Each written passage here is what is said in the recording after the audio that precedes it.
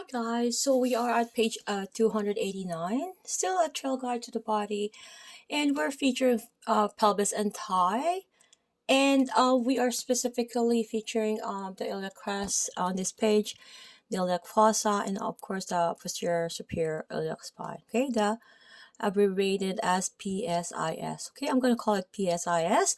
So, referring to uh, the image here as 6.28 partner is in a sideline position. Okay, so the therapist is sculpting out the iliac crest. Okay, you can see here the PSIS, the ASIS, anterior superior iliac spine, posterior superior iliac spine. Okay, partner in side lying, locate the ASIS. So we can slide posteriorly along the iliac crest, observing how it widens and rises up along its path. Okay, we're going to follow the crest as it continues around the posterior side of the body to the PSIS. Okay, so you're going to ask yourself this question: can you spread the webbing between your finger and thumb along the length of the crest? Iliac fossa, so the ball-shaped iliac fossa is located on the medial surface of the ilium and is an attachment site for the iliacus muscle. So the presence of the iliacus and the abdominal contents makes the majority of the fossa inaccessible. Okay, so however, you can sink your finger slowly over the iliac crest, okay, and into the fossa to palpate it. Okay, as you can see here in the image 6.29, and also so having the partner in supine, like the therapist would be curling the fingers into that fossa. Okay, so again, in a supine,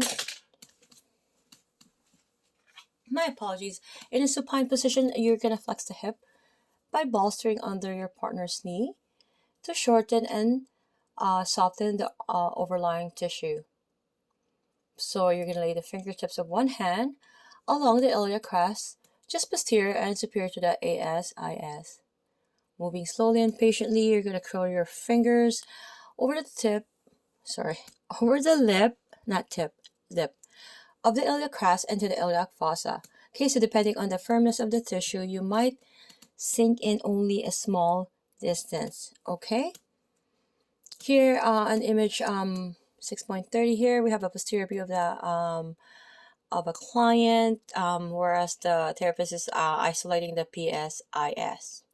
Okay, so posterior superior iliac spine, PSIS. We can refer it further for that page 286. Okay, and also these 285. They're more so together if you wanted to refer back. Okay, to my other videos, so you can look pertaining to the page. Okay, so partner standing, follow both iliac crests posteriorly around the waist.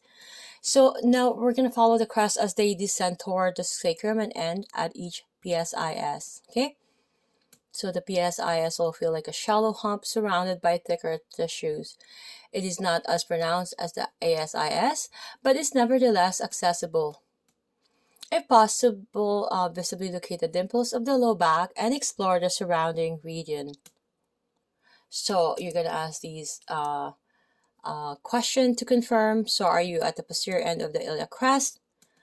Are both landmarks roughly horizontal to each other and 3 to 4 inches apart? Okay, so it's important that we know the landmarking. Okay, so we're going to see you guys at page 290.